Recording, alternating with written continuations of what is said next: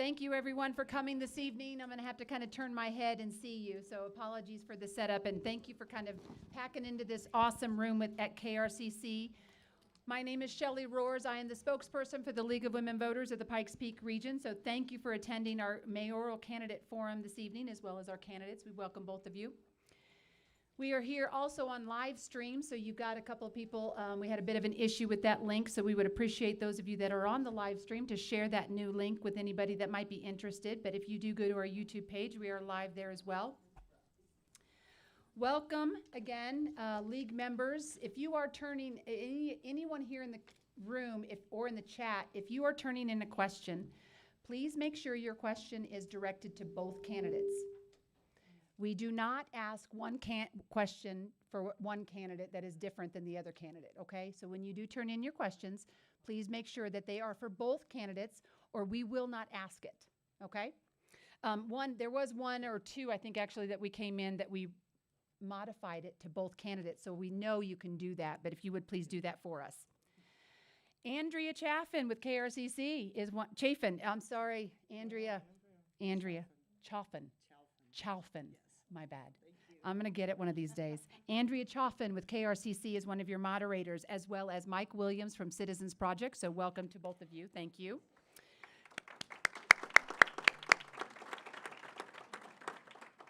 And your candidates in ballot order here, Wayne Williams as well, and Yemi Mobolade. So thank you.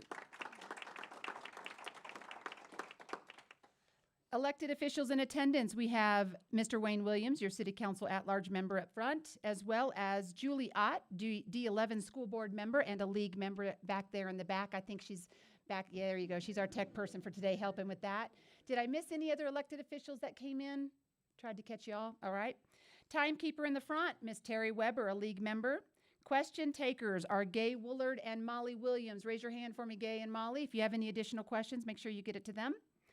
Monitoring our YouTube is Kevin in the back, and our audio and video needs also are Kevin this evening. Co-sponsors. We could not do this without the support of our co-sponsors, KRCC and Citizens Project. They have all helped moderate these programs, so that is our goal. So we totally appreciate all of your support. Action 22, Black and Latino Leadership Coalition, Citizens Project, Colorado Latinos Vote, KRCC, Latina Equity Foundation, NAACP, the Indie, also known as 6035 Media, and Studio 809 Podcasts, and also Kevin. He is one of our newer sponsors, so we appreciate your help as well. You wonder what the League is? We are a nonpartisan, nonprofit organization dedicated to empowering voters and defending democracy. We are a membership organization, all volunteers, and not just for women. And students are free. Our student membership is free, so if you know a student who is interested in a league membership, please see Sandra Collins. I know she's here, but if Sandra's not here, just ask any league member. One of the great things about the League, we do not support nor endorse candidates, but sometimes we do take a stance on certain issues, so there is that caveat. Video of this event will remain on will be available on our LWVPPR YouTube channel, also on our podcast, Making Democracy Work. So please check out those links on our website at lwvppr.org. Also, candidate interviews from way back when are also still live. So if you don't get your answers from any of the other forums, there's some really great information out there on both candidates in their own words. So we appreciate that and helping us with that. So vote411.org for those of you that are listening or that you may want some more questions answered. There's so much information, educational information out there for you. Please go to vote411.org. Again, all the answers came directly from the candidates. Your forum format description for this evening, a little bit different than what we've had in the past. You will only have 1 minute, again, for introductions, and then you will have ability to answer 1 to 2 minutes, depending upon what your moderators give you, okay? And please, moderators, make sure you announce that at the beginning of the question so your timekeeper knows what you're giving them. When the stop sign comes up, you have about 10 seconds to wrap up your thoughts. Otherwise, your microphone will be cut off this time, okay? I know we're getting really technical. Okay, I'm done, and I'm turning it over to your moderator, so thank you so much. Good evening, everybody. Thank you all for coming. So we will go ahead and start. This question will be 1 minute, and we. Introductions. Oh, introduction myself. Introductions for yourself Oh, and then candidates. correct. My Sorry. bad. Thank you, Sorry. Shelley. That's all good.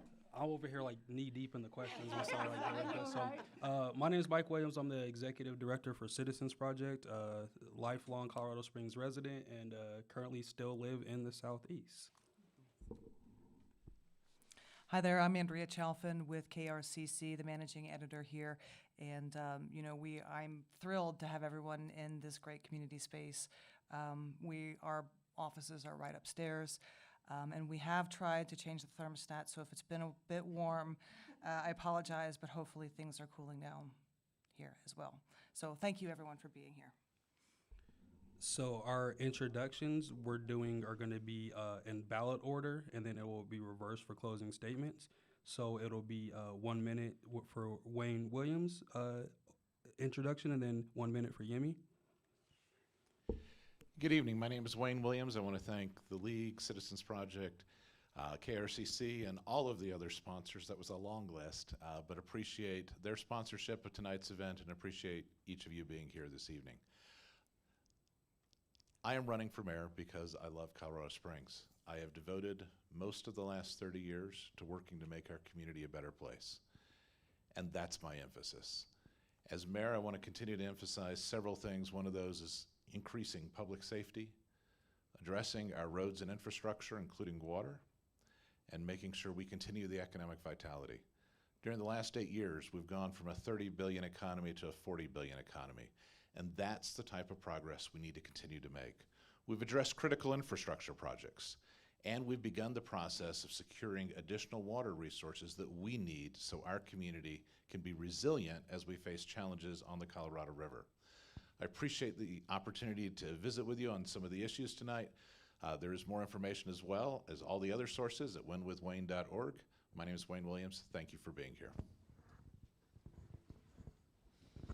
Good evening. It's good to see you all. To the host of this debate, thank you. I also want to acknowledge Sally Clark, who has endorsed me.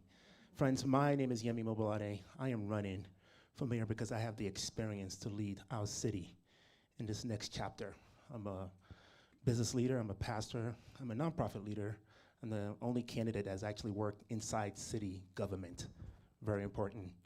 So I've knocked on several thousand doors and attended many meet and greets. The issues I'm hearing are consistent.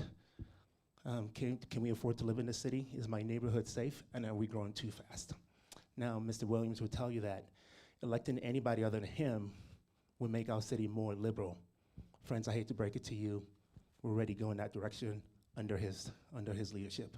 I ask for your vote, your ballots, your homes. If you care about the future of your city, this is such a critical time. Vote for me, Yemi, for mayor. Thank you. Okay, I think we forgot to say this in the beginning, but we do want to make sure we're good. So please no applause until the end when we can applause for all candidates. No hoop and holler and cheering, being mad. And silence your phones, please, because while that call might be important, it's not important for the rest of us. We'd like to hear what they're saying. Okay, so first question, this is going to be 1 minute. The demographics in the city are rapidly changing as we approach 500,000 residents. How would you ensure your administration is run by a diverse group of leaders that accurately represent the community? That question is 1 minute, starting off with Yemi and then Wayne. Thank you. My vision for Colorado Springs, I've been clear, it's an inclusive, culturally rich, economically prosperous, safe, and vibrant city on a hill that shines brightly. Friends, we're not that city until all neighborhoods and different people from all parts of our city and different races and different cultures are represented. And that's why I'm running, because right now we have a government that doesn't represent all of us. Many of us are feeling the tension. We know what it's like to feel on the outside, and with my leadership, I will be welcoming your voice and your priorities to the mayor's table. And so for us to look at that ideal city, it starts with a mayor who not only gets it, but a mayor who has done the work consistently throughout his career to unite diverse groups together to serve our city. I've done it, and I look forward to doing it again in the mayor's office. Thank you. improve things, let's turn this back on. Sorry. The way we improve things in our city is continuing to make sure that we have diverse input with respect to hiring. So one of the things that our current mayor, John Southers, has done is bring in citizen panels. So we did that when we chose a new police chief, when we chose a new fire chief, when we chose a new parks director, and bringing involved citizens as part of that process. That's something that I have participated in the hiring of Adrian Vasquez as our new police chief, in the hiring of a number of very well qualified men, women, people from various races. It's important to have all of that as a goal to do outreach. And so we have participated in things like Juneteenth and Cinco de Mayo. And we're going to continue to recruit from those, even though at times we've been attacked for being there, because I believe it's important that we do have a presence and that we continue those diverse hiring practices, and I will do that as your next mayor.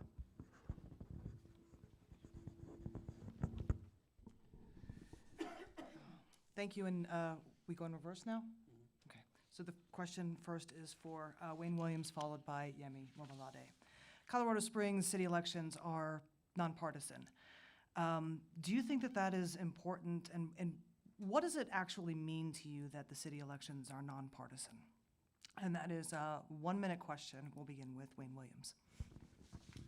It means, among other things, that voters have to do a little more research instead of just looking at a ballot and seeing what party somebody is in. That means that more people tend to wait a little bit later in the process to choose to vote because they want to do the research. It does not mean, though, that philosophy doesn't matter. Philosophy does matter, and the directions we take our city are absolutely important for our community. The values we have, the Constitution we believe in, the priorities that we adopt as mayor, all of these are important for our community. I favor our current system. I am honored to have the support of people on both sides of the aisle. I'm honored to have worked with people on both sides of the aisle, and I will continue to do that as mayor. But it is important to know that I come from a particular perspective, and that is support for our Constitution, support for the United States, and a desire to make sure that we follow the rule of law here in our community and protect our citizens. I am happy to follow the rule of law. Page 25, Article 1130 in your city charter, our own local constitution, demands that this race is a nonpartisan race. There's only one of us that is doing that, and it's not Mr. Williams. Friends, in 1979, when that got amended, I truly believe our residents understand that city flourishing should not be a partisan issue. There is no such thing as a Republican pothole. There is no such thing as a Democrat pothole. It's all potholes that affect our quality of life. And so we started this race. I started this race very clear as an independent and run my race as an independent. I brought people together from all parties, and I'm proud of the campaign I have run, and that's what you should expect from your future mayor, a mayor for all people. And mark my words, how we run our campaign, it's how we're going to lead in the future of our city. Thank you. Thank you. This next question is 1 minute. It will start with Yemi and go to Wayne. When it comes to marijuana, is losing the tax revenue worth it, knowing that residents can go 10 minutes down the road? Yemi, that's 1 minute, then Wayne. Marijuana was on the November ballot. The residents have spoken, and I, as mayor, I will respect the wishes of our people. The issues around recreational marijuana are so complex, and ultimately, for our city to make that leap or that jump, the people have to decide. And the people have decided. They've said no, and as mayor, I will respect the wishes of our people. Thank you. The answer is a resounding yes. It is worth it. Our community is a better place because we don't have the sale of recreational marijuana. I believed that as a member of City Council, taking the initiative to encourage people to vote no on the resolution. And here's the reality. We have hit our Tabor revenue limit every year I was on City Council, 4 years in a row. So it is not a question of, oh my gosh, we're losing revenue. We are indeed receiving an economic boom that is just unique in our state. Because let's look at the last jobs report. The last quarter, Colorado lost jobs. The Denver metro area lost jobs. We gained over 1,000 jobs in the Pikes Peak area. So the reality is that our economy is booming. Our efforts and our community decisions are there. And absolutely, I support the will of the people. I will continue to support that. But it's absolutely true that our community is doing better without it.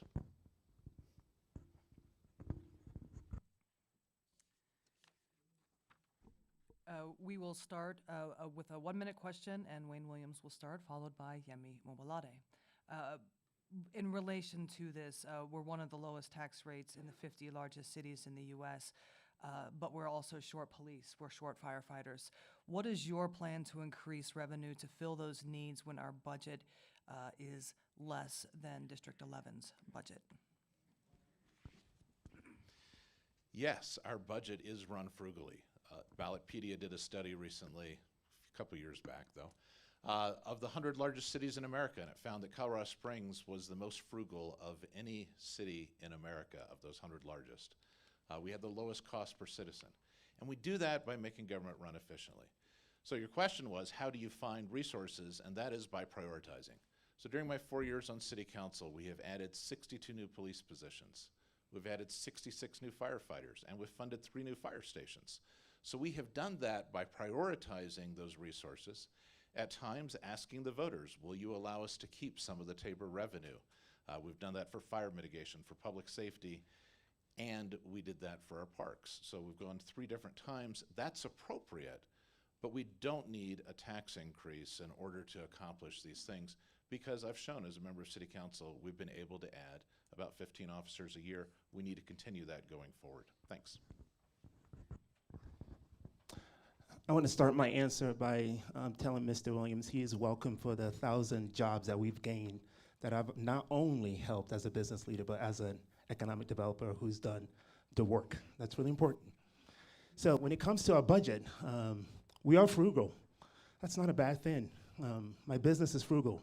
I get to bring that expertise into the mayor's office. Limited funds. It's important to know that there are 3 essential functions of your city government. These are our top priorities. So public safety, public parks, and our public infrastructure. Very important. My priorities will start there. My priorities will also be the issues that I've heard from the residents in terms of what are the top of your mind, including issues around homelessness and beyond, and housing. And final, number 3 is, I don't believe that everything has to be paid by government itself. I fully intend to leverage my bully pulpit to bring some of those resources into government for what we need for our city. Thank you. Thank you. This next question will be 1 minute. We're gonna have some longer questions. We're just trying to get everybody settled. It'll start off with Yemi, and then it will go to Wayne. What are your thoughts on attack ads that mislabel your runoff opponent? Will this view impact how you run the city? Well, I am proud that my campaign and we have not run any attack ads. We are running on what we're for. We're running on optimism. We're running on inspiration. I've been called a socialist. I am social. I love people. I don't know about Mr. Williams. Here's the truth. I'm more capitalist than Mr. Williams. Started 3 businesses, signed paycheck, added to the diverse base of our economy. I have not lived up the backs of our taxpayers for the last 20 years. So name calling, that doesn't get us anywhere. Let's talk about what we want to do and the stuff that we are going to get done on your behalf. So, friends, I'm not paying attention to any of those. I'm responding and acting already as your future mayor. Thank you. You know, in the 20 minutes we've had this forum, my opponent's attacked me 4 times already. So let's talk about the reality. Saying that someone who serves as a volunteer city council member for the vast sum of $6,250 is living off the backs of the taxpayers is wrong, sir. It is not. As I recall, you're the one that had the full-time job. I have served as a volunteer city council member for a small stipend, and that is not living off the back of the taxpayers. What I have done is establish a business, my first office right here in the Spencer Center when I opened my own business. I have focused on actually serving the people of Colorado Springs. I do believe it's important to talk about differences, not the attacks that you've seen here, but to talk about differences in philosophy, differences in beliefs, differences in where we will take this city. Next, we have a question. We will give you 2 minutes to answer, and there's 2 parts. We'll start with Wayne Williams, followed by Yemi Mobolade. Do you believe that police brutality exists? If yes or no, how do you intend to encourage the partnership between the community and law enforcement? It happens on occasion. It is rare. It is particularly rare in our community. And folks are welcome to their own opinion. But I believe that most of the men and women who protect our nation and protect our city are doing it and are working very hard to accomplish what needs to be done.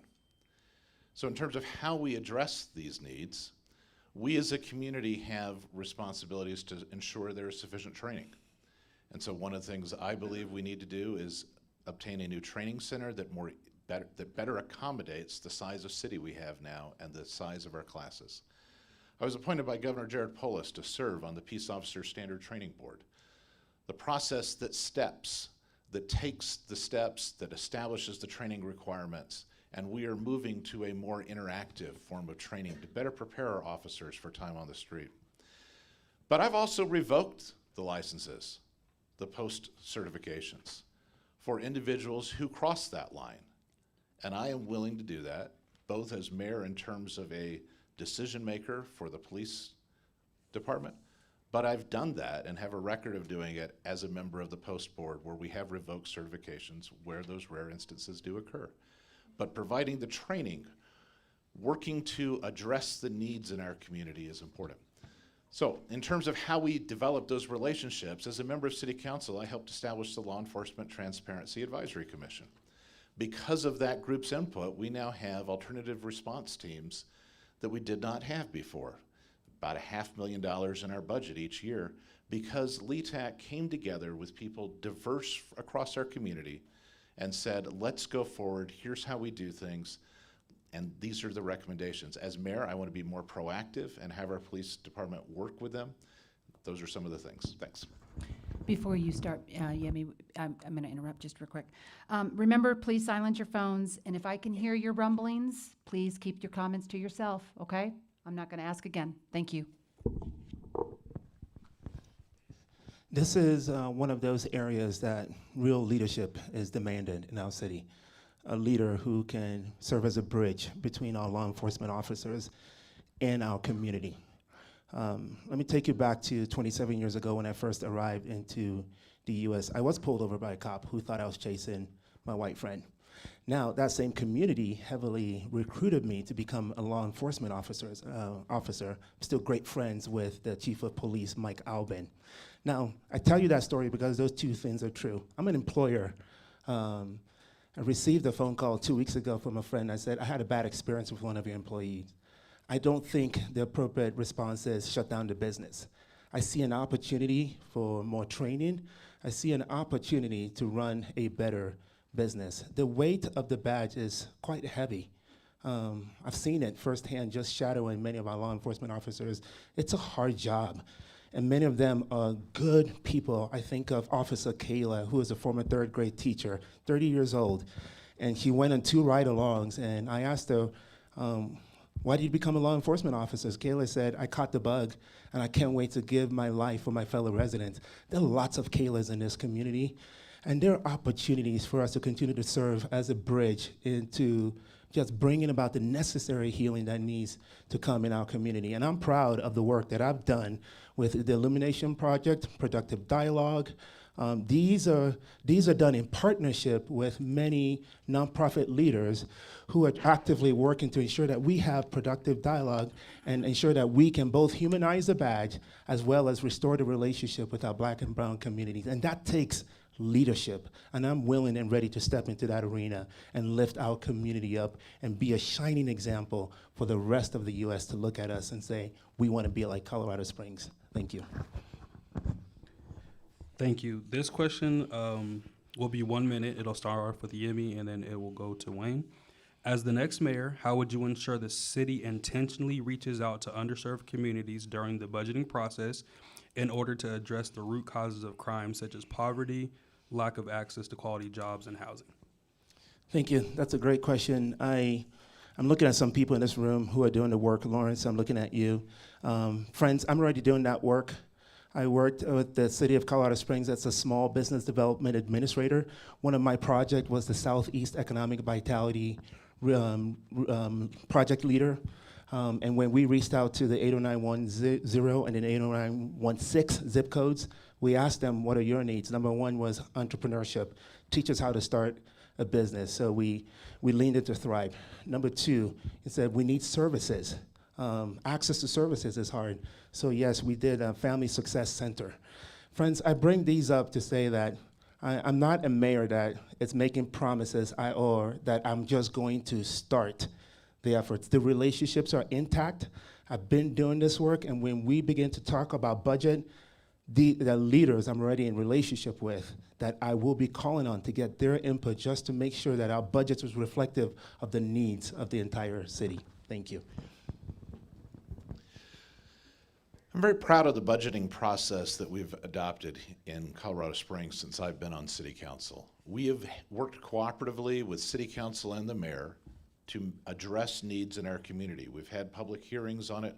We've scheduled at least one of those public hearings each year at night, so that even those that work during the day have the opportunity to attend. We've also opened up the ability to attend our public hearings at City Council, even for those who may not be able to make it in, by having the opportunity to participate remotely. And yes, that started during COVID, but we kept up that process afterwards. One of the things we've done is made sure that our meetings are broadcast so they're accessible to people. Before I became an officer at Colorado Springs Utilities, our meetings were not broadcast there. And so that's one of the things that we added since I got on City Council, because I thought it was important that people know what we're doing. So seeking that input and working with the 6 council members who are representing each of the districts, making sure each of the district needs are addressed, is an important element of that process. Thank you. This next question we will do, let's make it a 2-minute question, spice it up a little bit. We'll begin with Wayne Williams, and then we'll go to Yemi Mobolade. According to data on one website, there are more than 49,000 immigrants living in El Paso County. What policies will you pursue in Colorado Springs to help them be successful and thrive? As a community, we need to be welcoming to all who are here and making sure that opportunities are available. So when we looked at how to allocate federal funds that came in during COVID, we looked at a wide variety of ways to try to address different needs in our community and make sure that those funds were dispersed throughout the community with an emphasis in some of the underserved areas. Going forward, one of the things that I believe we need to do is make sure that we continue to follow the rules here in El Paso County and Colorado Springs and make sure that we are welcoming of those, make sure that we are going through the process, making sure folks are eligible to work, and working with those who are eligible to work to find jobs and positions. It's one of the great things that we have done. As I mentioned, our job report is actually increasing, which is important for someone who is looking for a job, for someone who comes to this country. It is true, my family has been here for a little bit longer than some others. But each of us at some point made the decision, or someone in our family did, to come to this nation.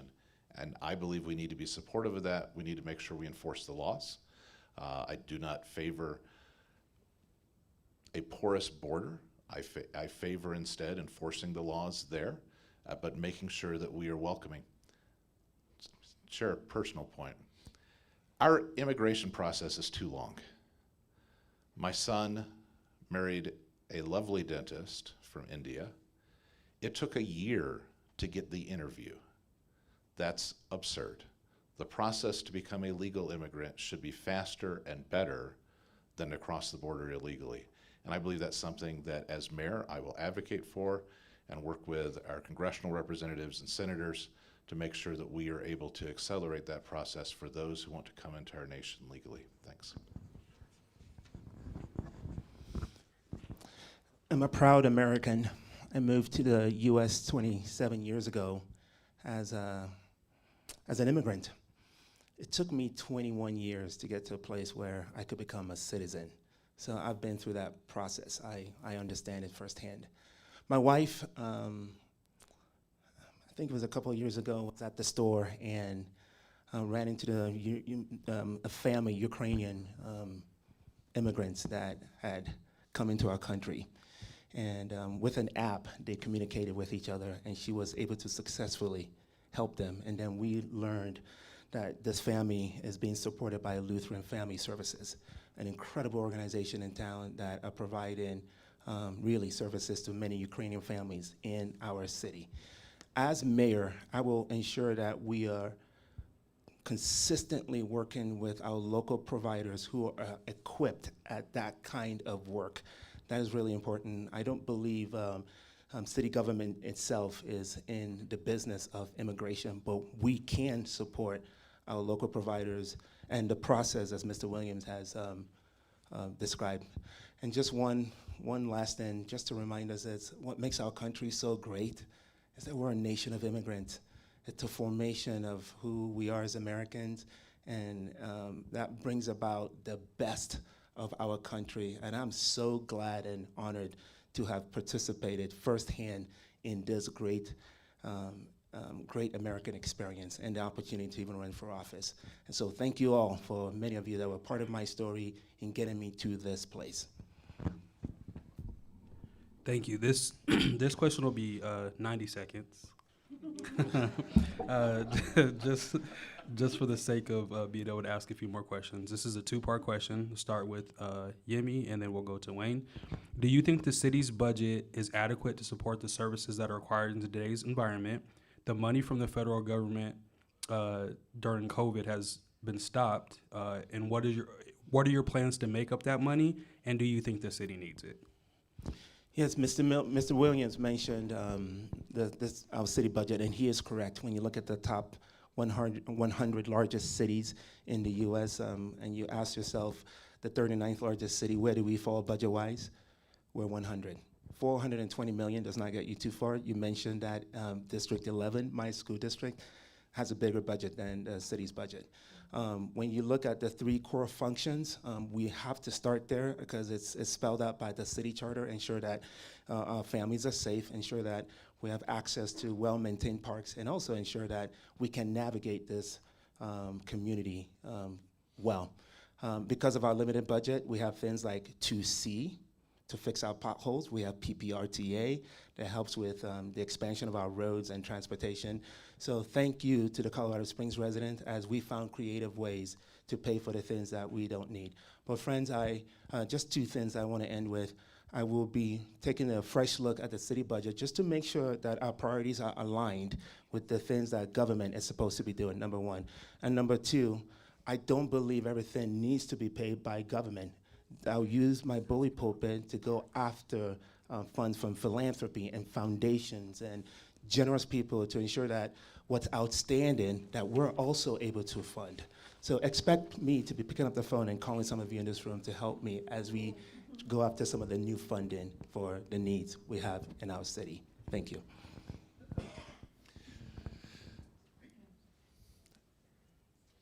There is always a use for additional money, but it's also true that that money doesn't get printed here in Colorado Springs.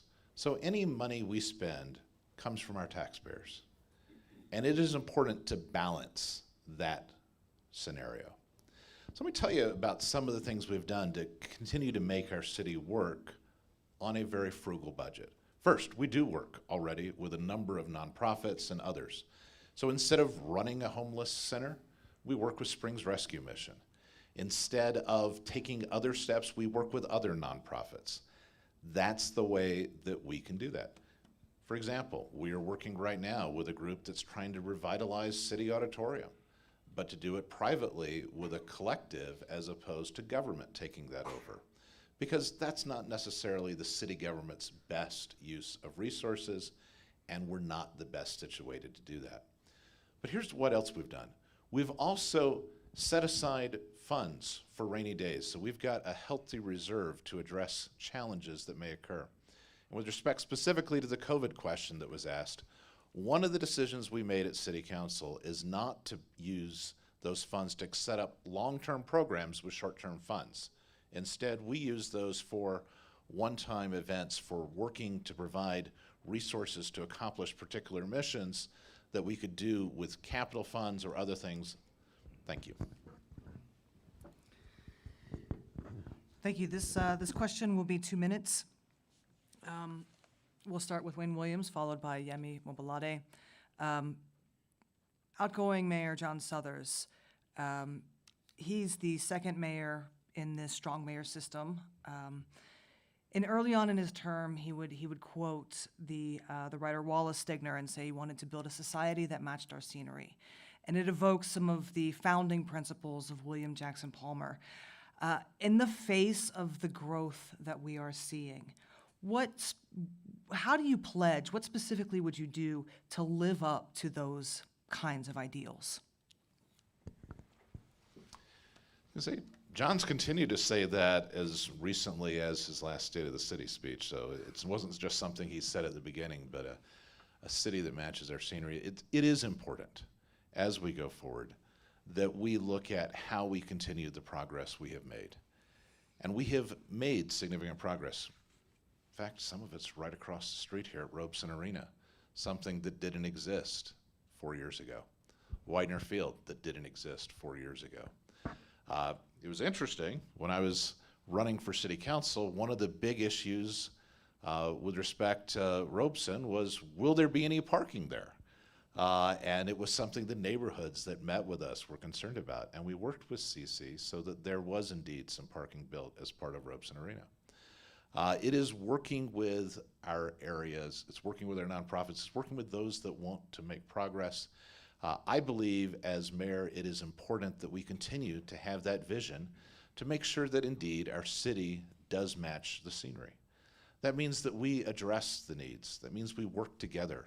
And we've done that on things like the Pikes Peak RTA, where we brought and said, hey, there are huge transportation projects that need to be done. How do we come together to get that done? And so we did. It means when we looked at how we have the water to support a city like this, we stepped outside the box and worked with Bent County to actually acquire new water resources, but in an innovative way, working with farmers to upgrade the irrigation systems and then buying the water that's saved. So it's looking for innovative ways to accomplish these things as opposed to the old methods like buy and dry that used to be done before I was on city council. We want to go forward and make indeed this a wonderful city, but we do that together, and it's not just government's role. Working with nonprofits and other community leaders, it's an important part of how we do that. That is General Palmer's vision. Yes, it is building a city that matches our scenery.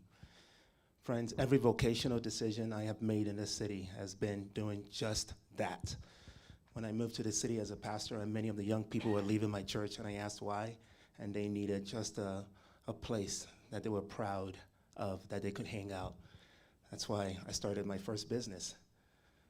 When I saw a need to be able to unite faith traditions together to make Colorado Springs a more beautiful city and to tackle some of our toughest problems, that's how, along with a group of other people, I co-founded Because I Love You. And when I saw an opportunity to make it easier to do business in Colorado Springs, I helped convene some leaders in this room, and we created a platform to streamline the process of making it easier for you to access government information.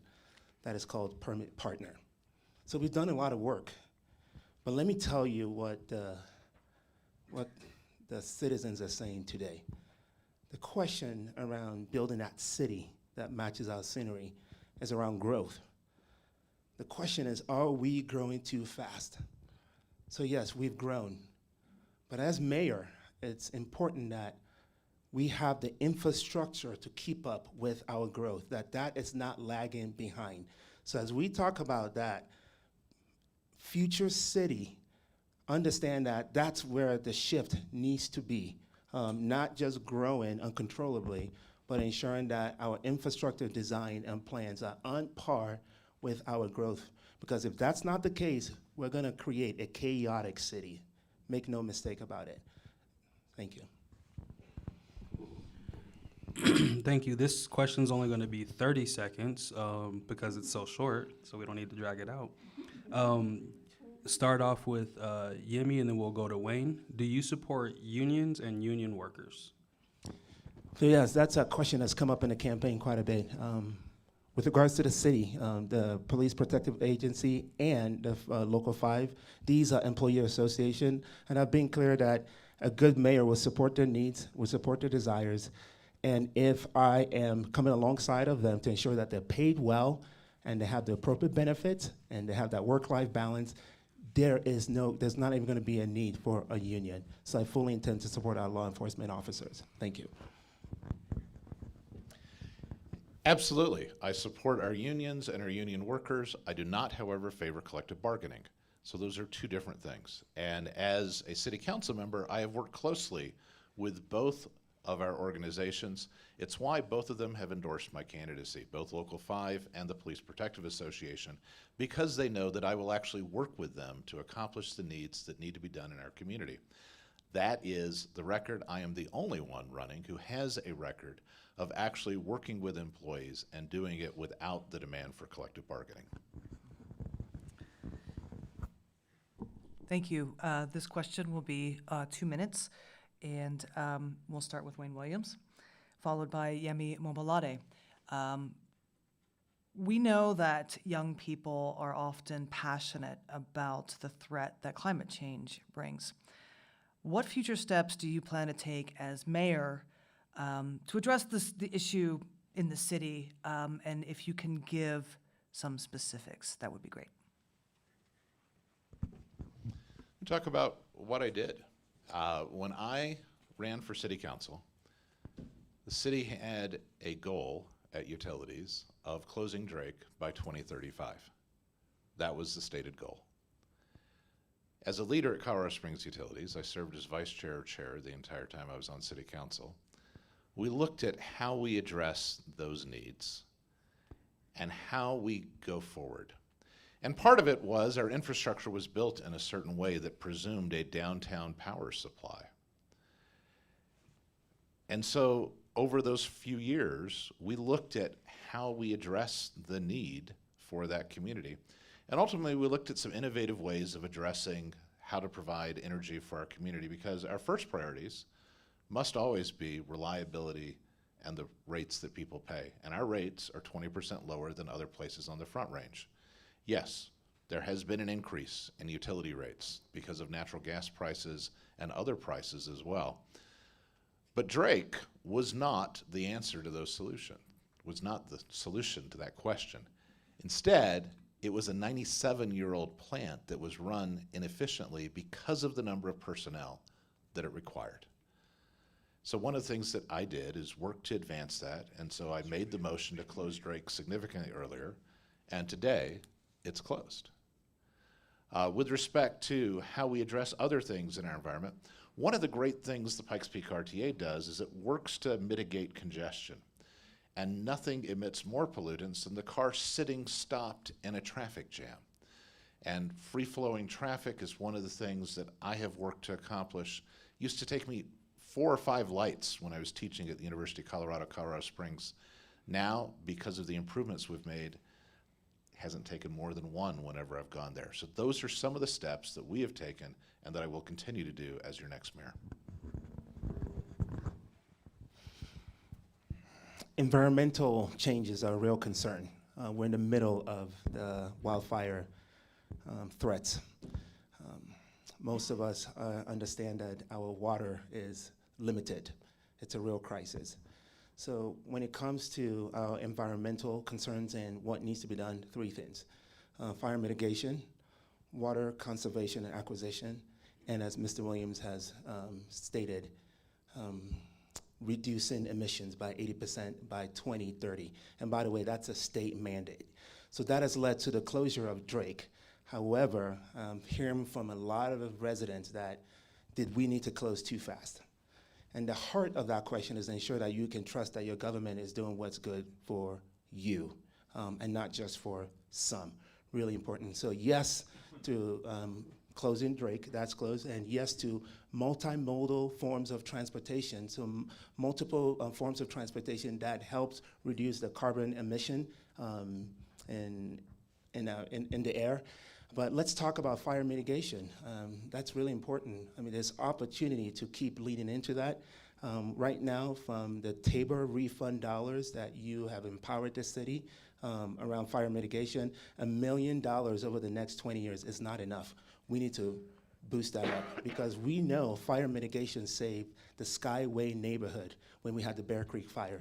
So we must continue to ensure that our neighborhoods are safe. And with water conservation, with water, we need to ensure that we are acquiring new water rights, as well as you all and I am doing our parts to ensure that we are conserving water for today and tomorrow. Thank you. Thank you. This question is going to be 1 minute. It'll be Yemi, then Wayne.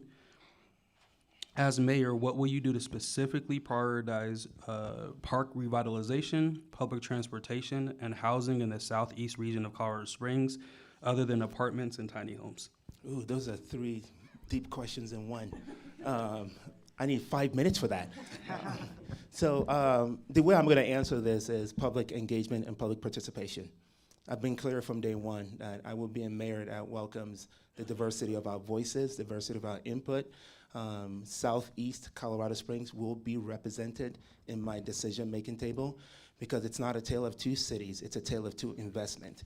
And the role of government to stimulate the economy is to ensure that we are investing in the right infrastructure in all pockets of our city, including Southeast Colorado Springs, so that investment from the business community can occur. Investment in it from the nonprofit community can occur as well. So it's government working in strong collaboration with the leaders in this room and beyond to ensure that we are both doing our part to address all three issues, which I hear as lack right now in Southeast Colorado Springs. We're only as strong as our weakest link, and that is true.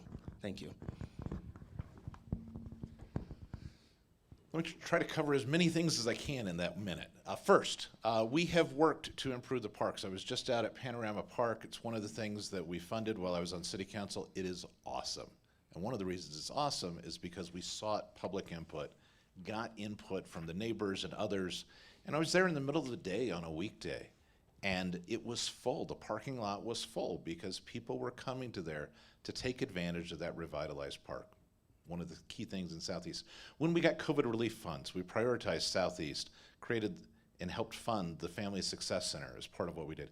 And now with respect to transportation projects, you see several major projects underway that benefit Southeast. One of those, replacing the bridges on Circle Drive, which are absolutely critical for access to the community. And then second, you see if you go along South Academy, a very significant road construction project that is funded by the Pikes Peak RTA. So those are a couple of the examples of things that we've done. As mayor, I will continue to make sure we prioritize all of our community. This next question will be 1 minute. We'll start with Wayne Williams, followed by Yemi Mobolade. How do you plan on working with City Council, particularly in times of when they may not agree with you or there's a disagreement? What is your approach to working with City Council? Having served on City Council as one of the leaders for the last 4 years, my approach is going to be very similar to what we have done over the last 4 years and last 8 years, frankly, which is working together and seeking input. So instead of the mayor simply presenting a budget and saying, take it or leave it, working cooperatively, visiting with the council members, finding out what their needs and desires are. I'm honored to have the support of the majority of City Council in my run for mayor, including all 4 of the elected leaders. It is part of what the mayor has to do because it is not a dictatorship. It is instead working cooperatively and recognizing the important inputs that our diverse members of City Council have. It's one of the things I've done. I have been able to negotiate in a number of instances unanimous support for things that were challenging to deal with, like our city's first fire evacuation ordinance. But working together, we can do that, having those discussions on a regular basis. I have 3 core values that decide how I live and how I make decisions. One is courage, one is empathy, and one is humility. Humility admits that you don't know everything and that you give power to the other person and they're able to tell you what they do know. Very important when it comes to working with City Council. Empathy is humanizing the leaders that you're working with, trying to understand things from their perspective, which is really important. And then courage requires that I take the first step to ask for a meeting, to ask for that time together, which is what I've been doing today, is asking to understand the issues that are at the top of the minds of many of our City Council members, not putting them in weird places and asking them for the endorsement, knowing that after May 16, that depending on who becomes mayor, that instantly creates division. So I'm proud of the way I've approached City Council today. Thank you. Thank you. We have 2 questions left before closing statements. This question's 1 minute. Do you think 35% of eligible voters is sufficient to elect municipal officials in April elections when presidential voting in November garners twice that? Yeah, the numbers are really sad. I wish they were better. Last April, I think presidential was about 66. Last April, the number was 37%. So yes, we're at 35%. I was a little worried we were gonna be lower. So the good news is that we are close to where we were before. It's still not great, but here's what I wanna celebrate. I wanna celebrate that this last April, 25,000 voters were all first-timers. They've never voted in an April election. So I see an opportunity to engage new people. That is the magic of the last election cycle. That's when I want to celebrate. And we can build upon that 25,000 and maybe we can turn that around to be 50,000. So we have a lot of opportunities ahead of us, but it starts with a different kind of leader, a different kind of mayor, not just the same old, because our residents are disconnected from the same old. And I'm really proud. I'd like to believe that it's because of my presence in this race we were able to activate so many of those new people. Thank you. I've spent much of the last couple decades working to increase and improve election turnouts. It has been part of my mission, making it easier for people to vote. We've done a number of steps to work. First, to provide confidence in the system so that we have a system that people can trust with voter verifiable paper ballots that you get to examine yourself. So doing away with the electronic voting that used to be there, and then doing audits, but also having drop boxes that are 24/7 video monitored. All of those are things that we have done to make it easy for people to vote, but we check signatures, and I work to get legislation through the General Assembly that guarantees that municipalities check signatures on every single ballot that's there. And by providing that security, providing that incentive, then that encourages people to vote. I want people to vote. I encourage you to please do so. And this is our final question before closing statements. And we'll start with Wayne Williams and followed by Yemi Mobolade. 1 minute. And in what specific ways will you support the other candidate's success if you were to lose the race for mayor? Whatever way he wants my input, I will provide. And if that involves picking up the phone and chatting, if it involves in person, whatever you want, sir, I am happy to do. Once that election takes place, the election is over. And it is then incumbent upon each of us to support whomever might be elected. even if it might not be the one that we wanted, and that happens at times. With 12 people running, it happens for 11 of us. So it is absolutely important, and it is something that I have done. I campaign hard, but then I work with people who may have been on the other side. It's one of the hallmarks of what I've done. Phil Weiser and I doing the Unify Colorado Challenge, doing announcements that yes, Colorado elections do work. Those are things that I have done, and I absolutely commit that if the other candidate is successful, I will work and help however I can, sir. And the same is true of my leadership. The political genius of Abraham Lincoln is his ability to work with his rivals. If you haven't read the book, The Team of Rivals, it's fantastic. I've read it 3 times now. And I'm proud that I built my career in this community on the ability to unite diverse people consistently. And I've demonstrated it even with my campaign, as Sally Clark is now on my team, and we were running against each other. So that's a yes. Not just because it's leadership, but it's what our taxpayers need. You need us to work together, and Mr. Williams does carry a lot of institutional knowledge that I can benefit from. There's a lot that I believe I can learn from him, from his experience on the state level, from his experience on the county level, and the city level. So it is my intent to pick his brain and learn from him as well. Thank you. So we're going to do our closing statements. It'll be 1 minute each candidate. Yemi will start, and then we'll go to Wayne. Friends, thank you for your time tonight. It means a lot that you are here. We had a debate yesterday at the studio, and it just was different when you don't have people around. So it's good to see you. You have your ballots. I just want to tell you what's on your ballot. It's a difference between a city for the few and a city for the many. It's a difference between special interest and your interest. It's a difference between fear-mongering and optimism. And it's with that optimism, friends, there is no peak that is too tall for us to climb. And I am ready to lead from day one, and to bring your concerns and your interest into the mayor's office.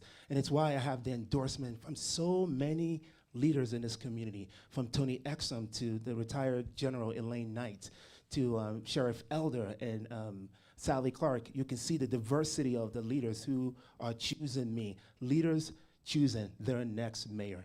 And I ask that you join in the movement by voting for me. Thank you. Thank you very much for everyone that's come out tonight, and those who are watching, and those who may watch it later. I appreciate the opportunity to talk about the chance we have to continue the progress we've been making as a city. For the last 4 years, Colorado Springs has been named the most desirable place in America to live. We have been doing things right. Is there more to do? Absolutely. That's why I've brought innovative solutions like acquiring water rights, like the Pikes Peak RTA, like having that government accountability where we actually list the projects in an incredibly long ballot issue. By the way, this ballot, not that long, 2 names, no ballot questions. So please take the opportunity to vote. I ask for your support. My name is Wayne Williams. For more information, you can go to winwithwayne.org. Thank you for everyone who's participated, for our hosts, for our sponsors. Appreciate all the questions. Thank you. Thank you. Can us as an audience give our candidates a round of applause?